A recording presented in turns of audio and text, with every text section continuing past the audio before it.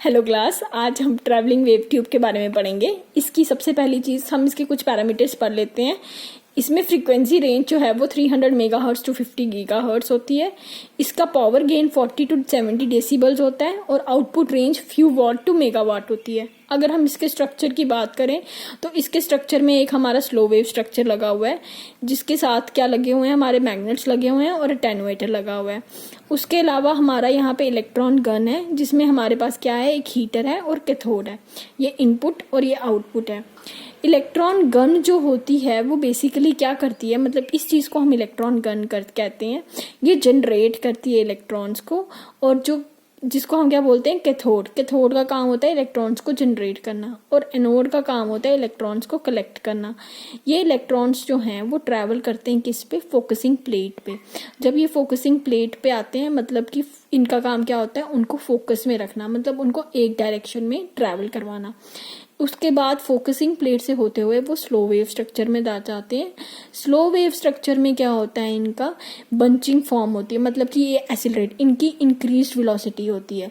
Positive half cycle, negative half cycle. जब positive half cycle अंदर जाएगा इलेक्ट्रॉन्स का तो उनकी वेलोसिटी इंक्रीज होगी, और जब नेगेटिव जाएगा तो उनकी वेलोसिटी डिक्रीज होगी, उनकी स्पीड जो है वो डिक्रीज होगी। जब ये इलेक्ट्रॉन्स इस स्ट्रक्चर के बीच में जाते हैं तो बीच में अटेन्यूएटर लगा होता है। अटेन्यूएटर क्या करता है, अटेन्यूएटर इन इलेक्ट्रॉन्स को बाउंड करके रखता है, मतलब बांध के रखता है। बांध के रखना मतलब कि बंच फॉर्म करता है इनको, इन electrons, number of electrons, free electrons को बंचिंग में फॉर्म करता है।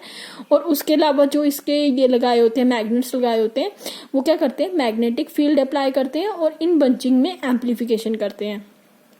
At the end amplified version जो है वो हम इस RF आउट से बाहर ले लेते हैं। ये इसकी सिंपल वर्किंग है, ठीक है, जो मैंने यहाँ पे समझाई हुई है कि पॉजिटिव बैटरी जो है, पॉजिटिव साइड जो है वो एनोड के साथ कनेक्टेड होगी आपकी, नेगेटिव साइड जो है वो आपकी कैथोड के साथ कनेक्टेड रहेगी। उसके अलावा इलेक्ट्रॉन गन जो है वो क्या करती है, प्रोड्यूस करती है इलेक्ट्रॉन्स को, जो फोकसिंग प्लेट में क्या किए जाते हैं, फोकस किए जाते हैं, यानी कि फोकस इलेक्ट्रॉन बीम एक डायरेक्शन में उनको ट्रैवल कराया जाता है। फिर ये फोकस्ड इलेक्ट्रॉन बीम जो है वो ट्रैवल करती है धीरे धीरे स्लो वेव स्ट्रक्चर में, जो किसकी बनी हुई है, हेलिक्स की बनी हुई है, ठीक है। उसमें क्या होते हैं, दो चीजें प्रेजेंट होती हैं, अटेन्यूएटर और मैग्नेटिक फील्ड, मैग्नेट्स।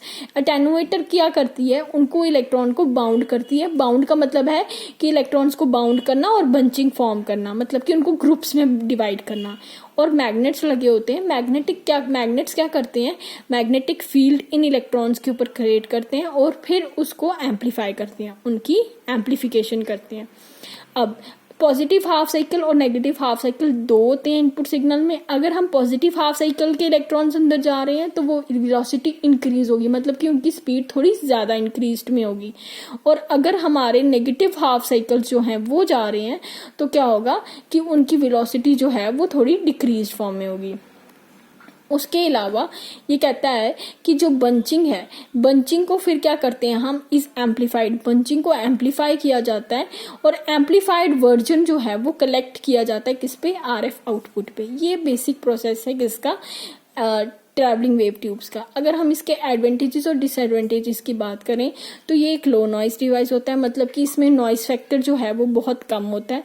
दूसरी चीज़, ये गेन जो है वो हमें बहुत ज़्यादा प्रोवाइड करता है, ठीक है। और तीसरा पॉइंट आ जाएगा, ये वाइड बैंड डिवाइस होता है। क्यों वाइड बैंड डिवाइस क्यों होता है, क्योंकि इसमें रेजोनेंट कैविटीज लगी होती हैं। इसकी वजह से इसकी फ्रीक्वेंसी रेंज जो है वो 300 मेगाहर्ट्ज टू 5 गीगाहर्ट्ज जो तक होती है। ये इसके एडवांटेजेस आ गए।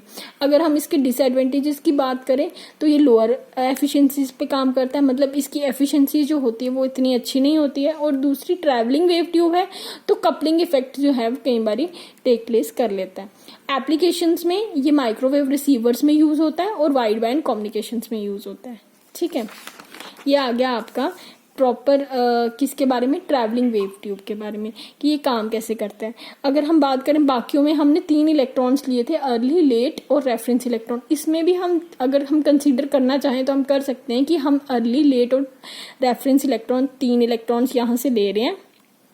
उनकी स्पीड या वेलोसिटी इंक्रीज या डिक्रीज होगी डिपेंडिंग अपॉन कि वो पॉजिटिव हाफ साइकिल है या नेगेटिव हाफ साइकिल है। फिर क्या होगा, उन पे अटेनुएटर बंचिंग परफॉर्म करेगा, मतलब बंच उनको ग्रुप में डिवाइड कर देगा, बंच बना देगा इलेक्ट्रॉन्स के, और मैग्नेटिक फील्ड जो हैं वो उसको क्या करेंगे, मैग्नेटिक फील्ड उस पर अप्लाई करेंगी और उसको एम्पलीफाइड करेंगे। At the end amplified version हम RF आउटपुट से ले लेंगे। ये आपका बेसिक समरी थी ट्रैवलिंग वेव ट्यूब जो है वो काम कैसे करता है। ठीक है, थैंक यू।